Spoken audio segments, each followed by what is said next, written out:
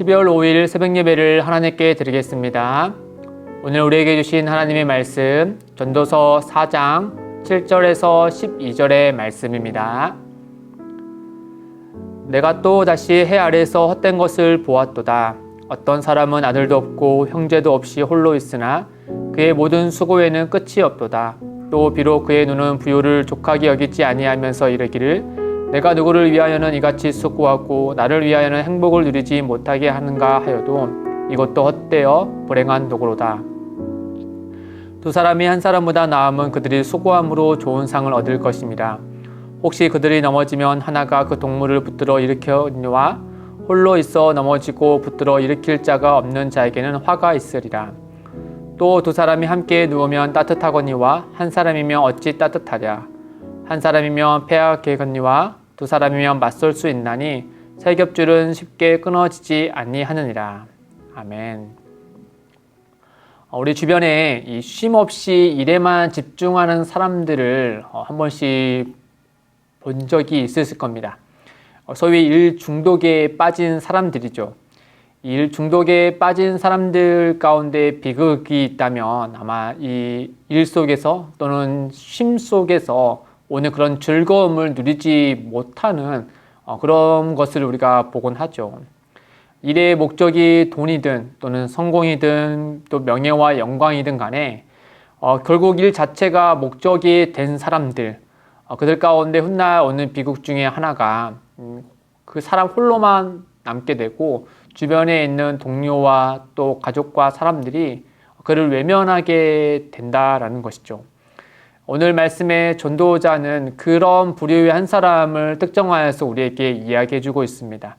이 8절에 나와 있는 사람인데 8절에 나와 있는 말씀을 세 번역으로 한번 읽어드리겠습니다. 한 남자가 있다. 자식도 형제도 없이 혼자 산다. 그러나 그는 쉬지도 않고 일만 하며 산다. 그렇게 해서 모은 재산도 그의 눈에는 차지 않는다. 그러면서도 그는 가끔 어찌하여 나는 즐기지도 못하고 사는가? 도대체 내가 누구 때문에 이 수고를 하는가? 하고 말하니 그의 수고도 헛되고 부질없는 일이다. 오로지 자기의 일에만 집중하여 살아온 사람의 그런 안타까운 이면을 전도자는 우리에게 이야기해 주고 있습니다. 일에만 집중한 터라 많은 재산을 얻었을지라도 이 사람의 욕심에는 끝이 없지 않습니까? 그의 눈을 만족할 만한 재산이 과연 얼마나 있겠습니까? 자기가 모은 재산을 보아도 그의 눈에는 차지 않았다는 것을 뒤늦게 알게 된 것이죠. 더군다나 평생 일과 또 일을 통해 얻는 그 돈에만 몰두해서 살아왔던 터라 그의 주변에는 형제도 배우자도 또 자식도 없었다라고 말해주고 있습니다. 오늘날에는 형제들 가운데 외동인 경우가 덜어 있고 또 보통 비혼을 선택하여서 결혼하지 않는 사람도 있겠지만 이 고대 사회에는 그렇지 않았죠. 이로보건대 이 사람은 일과 돈 때문에 그의 곁에 있던 형제와 가족들이 그를 외면하게 되는, 그래서 홀로 남게 되는 참 비참한 사람의 모습을 우리가 상상할 수 있을 것 같습니다. 아마도 이 사람은 처음에 그러지 않았겠죠. 처음 시작할 때, 일을 시작할 때 그 가운데 주어지는 성취감과 또 칭찬과 이런 것으로 인해서 기뻐했을 겁니다. 또 그 안에서 즐거움을 누렸겠죠.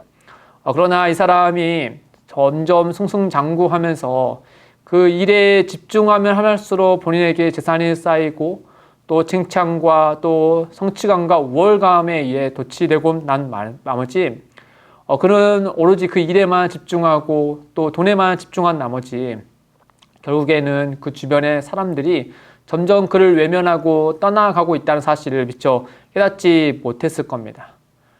주변에 있던 동료들이 점점 그로 인해서 힘들어하고 또 가족 간의 대화가 점점 사라지고 결국에는 그들 모두가 그들을 떠나고 또 그에게 곁에 남아있는 사람들이라곤 그냥 사무적이고 너무나 기계적으로만 대하는 사람들 뿐이었다는 사실을 그는 나중에 대해서야 그것을 깨닫게 됐을 것입니다.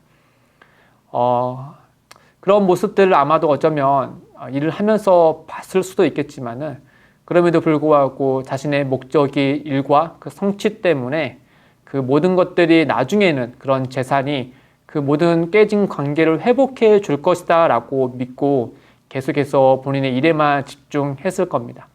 그러나 결과는 어떻습니까? 결국에는 자신이 모았던 그런 성취감과 또 재산들, 그 모든 것들을 자기에게 그 깨진 관계를 회복해 줄 것이다 라고 보았지만 그러지 못했죠.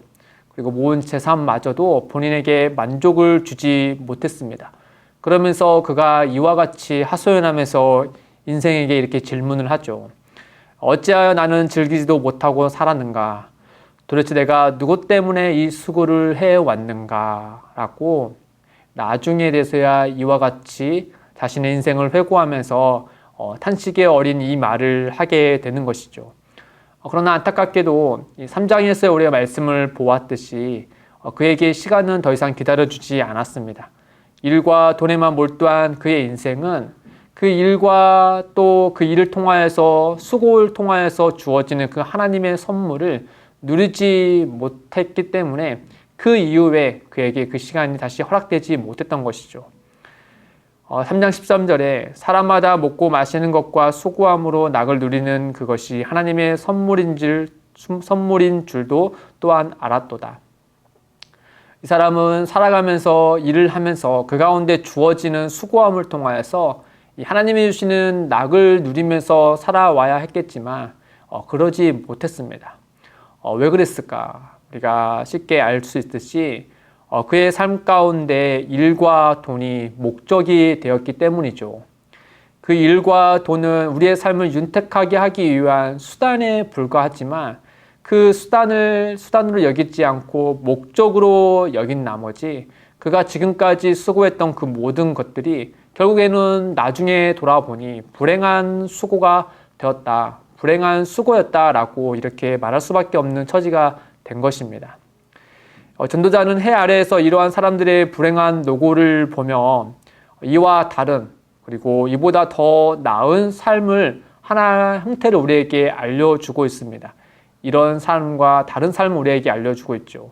바로 9절부터 등장하는 공동체적인 삶을 우리에게 알려주고 있습니다. 이 공동체적인 삶에 대해서 세 가지 유형에 대해서 알려주고 있는데 먼저 9절과 10절 말씀을 보시면 두 사람이 한 사람보다 나으면 그들이 수고함으로 좋은 상을 얻을 것임이라. 혹시 그들이 넘어지며 하나가 그 동물을 붙들어 일으켰느와 홀로 있어 넘어지고 붙들어 일으킬 자가 없는 자에게는 화가 있으리라. 이 한 사람이 수고함으로 좋은 상을 얻으면 그 한 사람만 기쁘겠죠. 그러나 두 사람이 함께 수고하여서 좋은 상을 얻으며 두 사람이 기뻐하기 마련입니다. 또한 한 사람이 넘어지고 실패하게 되면 홀로 있다면 누구도 자신이 일으켜줄 사람이 없겠죠. 그러나 두 사람이면 한 사람이 어렵고 힘들고 또 넘어지고 또 실패하더라도 다른 한 사람이 그에게 위로의 또는 권면의 또는 용기의 손을 내밀어 줄 것입니다. 이 모습을 우리에게 알려주고 있는 것이죠. 또한 11절에 보시면 또 두 사람이 함께 누우면 따뜻하거니와 한 사람이면 어찌 따뜻하랴. 추운 겨울에 한 사람이 누워있는 것보다 곁에 한 사람이 더 있어서 두 사람, 세 사람이 누워있는 것이 그 추위를 빨리 몰아내고 온기를 높이게 되는 것이죠. 또 12절에 보시면 한 사람이면 패하겠거니와 두 사람이면 맞설 수 있나니 세 겹줄은 쉽게 끊어지지 아니하니라. 이 한 가닥에 가는 실은 끊어지기가 쉽죠. 그러나 세 겹실은 줄은 쉽게 끊어지지 않는다는 경험을 통해서 이 협력의 가치에 대해서 우리에게 알려주고 있습니다. 아무렴 어떤 일이든 간에 혼자서 고군분투하는 것보다 두세 사람이 합력하여 일을 이루는 것이 훨씬 더 수월하다는 사실을 이 전도자는 경험적으로 알기 때문에 우리에게 알려주고 있는 것이죠. 이렇게 앞선 한 사람과 또 뒤에 공동체적인 삶은 사람들의 이런 비교를 통하여서 전도자는 우리에게 무엇을 알려주고 싶어 하느냐? 바로 물질의 풍요 속에서도 타인의 간섭 없이 홀로 살아가는 것보다 아무리 많은 재산과 성취감을 누린다 하더라도 이 조금은 부족하더라도 사람들 간에 더불어 사는 삶이 어쩌면 해 아래에서 우리 누워진 인생 가운데 더 유익하고 즐거운 삶이 아니겠는가라는 점을 전도자는 우리에게 스며시 이 사실에 대해서 알려주고 있는 것입니다. 성경에 보면 이 참 형제 안에 또 같이 연합하는 것이 참 아름다웠다라는 사실을 여러 군데서 표현하고 있죠. 그 중에 하나는 시편 131편 1절에 이 성전에 올라가는 시 가운데 이렇게 고백해 알려줍니다. 보라, 형제가 연합하여 동거함이 어찌 그리 선하고 아름다운고. 또 우리가 잘 알고 있는 로마서 8장 28절 말씀에 보면 하나님을 사랑하는 자, 그의 뜻대로 부르심을 입은 자들에게는 모든 것이 합력하여 선을 이루느니라. 이 두세 사람이 그리스도 안에서 함께 합력하는 그 모습, 또 형제가 서로 간에 우애 있게 살아가는 그 모습, 그리스도 안에서 한 공동체가 아름답게 살아가는 그 모습이 참으로 아름답고 하나님 보시기에 좋은 모습이란 사실을 우리에게 알려주고 있는 것입니다. 사랑하는 성도 여러분, 요즘 참 날씨가 많이 추워졌죠. 이 12월처럼 날씨가 매우 추워지며 우리 주변에 누구보다도 더 춥고 외로워하는 이들이 있을 겁니다. 홀로 계시는 부모님이 계시거나 또 타지에 있는 자녀들, 또는 주변에 가난하고 하루하루 힘겹게 살아가는 이들이 우리 주변에는 꼭 있기 마련이죠. 우리 그런 사람을 한 명씩 한 명씩 좀 생각을 하고 또 그들을 위해서 기도하는 마음으로 하나님이 우리에게 먼저 주신 그 사랑의 온기를 우리의 손 안에만 머물러 있게 하게 하는 것이 아니라 우리의 손을 넓게 펴서 그들에게 전하는 것이 정말 하나님 보시기에 더 가치 있는 수고로움이 아닐까 하는 생각을 합니다. 오로지 나만 생각하여서 수고하는 불행한 노고가 아닌 주변의 사람들을 생각하여 수고하여 보다 더 가치 있는 행복한 수고를 해 나가는 것이 하나님이 우리에게 원하시는 뜻이 아닐까 오늘 말씀을 통하여서 우리 스스로를 돌아봅니다. 그와 같은 은혜의 실천이 있기를 주님의 이름으로 축복드립니다. 기도하겠습니다. 하나님 아버지, 추운 겨울이면 남들보다 더 힘겨운 시간을 보내야 하는 이들이 있습니다. 먼저 하나님의 사랑의 온기를 받으며 누리는 우리가 그 온기를 우리 안에서만 머물게 하지 않게 하시고 우리의 손을 넓게 펼쳐서 그들 가운데 전할 수 있도록 인도하여 주옵소서. 또한 주님, 하나님께서 우리 각자에게 주신 오늘이라는 시간을 오로지 나만 위하지 않게 하시고 나와 가족, 교회와 이웃을 위하는 하루가 되도록 우리 가운데 역사하여 주옵소서. 감사하며 예수님의 이름으로 기도드립니다. 아멘. 오늘도 두 가지의 기도 제목을 두고 함께 기도하겠습니다. 첫째, 하나님께서 우리에게 주신 오늘의 시간과 양식을 나만이 아닌 가족과 이웃과 공유하게 하셔서 그 안에 주어진 즐거움을 함께 누리게 하옵소서. 둘째, 기쁨이 되는 교회가 성탄절 섬김 프로젝트를 통해서 야탑 일동 이웃들에게 하나님의 사랑의 온기를 기쁨으로 전하게 하옵소서. 이를 위하여서 함께 기도하며 나아가겠습니다.